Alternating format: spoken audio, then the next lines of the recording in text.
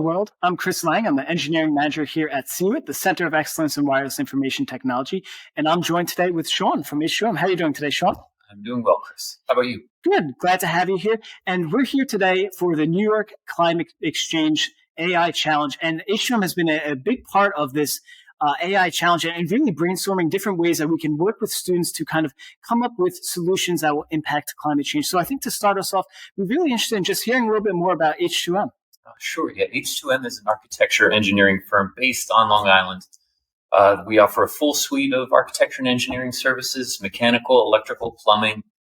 There's site civil engineering, wastewater, water management, landscape architecture, and environmental planning. And we really are dedicated to improving the communities that we live in, that we work in, try to implement technologies and designs that will be sustainable, that can be utilized, and that we're proud of when we see at the end of the day. Yeah, and I really just want to thank you again for joining us and being a mentor for our students who are here working on the challenge at the Exchange, and just your overall involvement in lending us your expertise for these different types of problems. So what is your role within H2M? I am a senior discipline engineer within the civil engineering department, and mainly we focus on projects.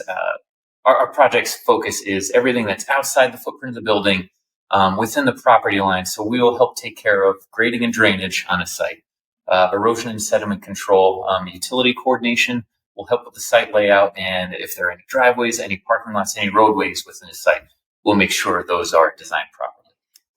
That's really important. And one of our core pillars here at CEWIT is dealing with sustainability, technology, artificial intelligence, and really looking at the convergence of all these different aspects. So I know in your previous comment, you had mentioned that sustainability and that type of technology is very important. So I'm wondering, as we look forward and we look at the different technologies that are emerging, what kind of technology do you think really has the most impact in kind of performing your day-to-day work? What kind of technology are you excited about working with? One of the main focuses on the projects I work on is stormwater management, and the technologies, the applications, the measures for helping manage stormwater. It seems to be constantly evolving, seems to be getting better. Ways to store the water on site, ways to improve the water quality before it's discharged on the site, also very important. So it's interesting to me to see how this is evolving, what new technologies are coming into play, and we're constantly looking for ways to bring these manufacturers, these companies into our office just so we could learn a little bit more about them. And when they offer free lunch as part of that, it just makes it even better. Everybody loves free lunch. So, I mean, it's definitely one of the most exciting parts of my day when we go have some, a little bit of food. But so I'm wondering, when you're looking at all these different technologies and you're trying to implement them on the site, what kind of obstacles do you feel are common? What kind of challenges do you face when you're looking at those types of things? When it comes to new technologies, there's obviously not always a precedent for how well these will function within the design, within the environments that we're intending to implement them. So that can be a challenge, trying to convince ourselves and the client that this technology will work in this situation. Another challenge, another obstacle that we have to overcome sometimes is cost for these technologies. Budgets are not infinite, unfortunately. So we have to take that into consideration when we're incorporating designs. The newer technologies can be more expensive.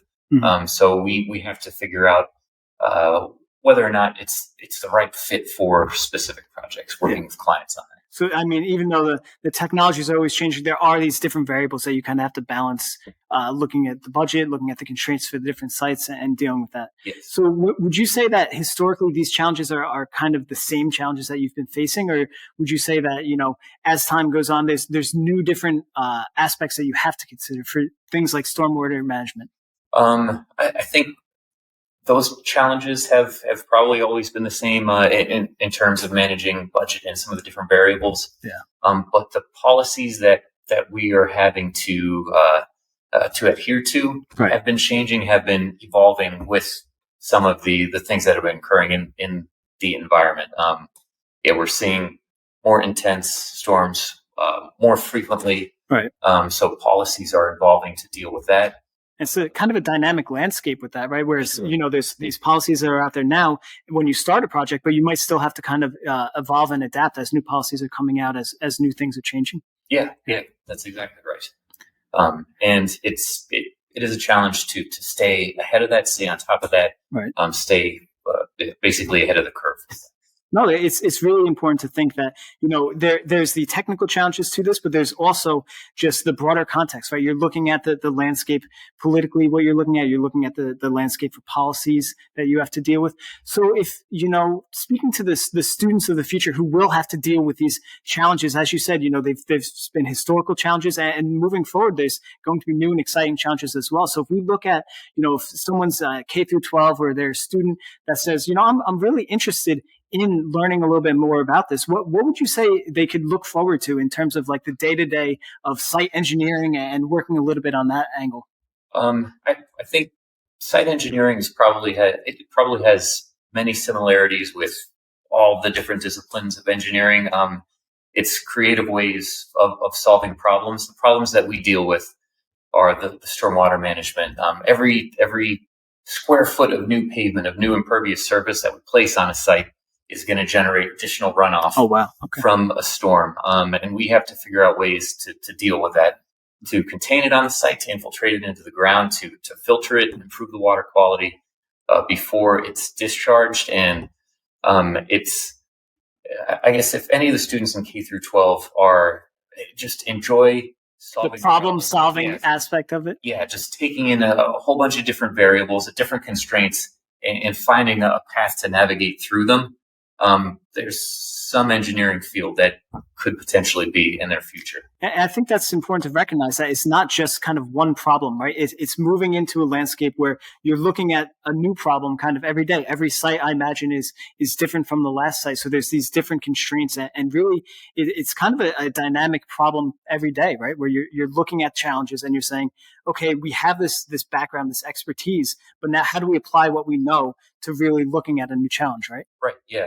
And I think that's something that as we're moving forward into looking at a changing climate, looking at the different technologies that are required to that, we might not know right now what technologies would be the solution to these different challenges. So we really kind of have to look into our tool belt and then apply, just kind of best practices that we have, right? Would you agree with that? It's really just looking at what we can do with what we have available right now. Yeah.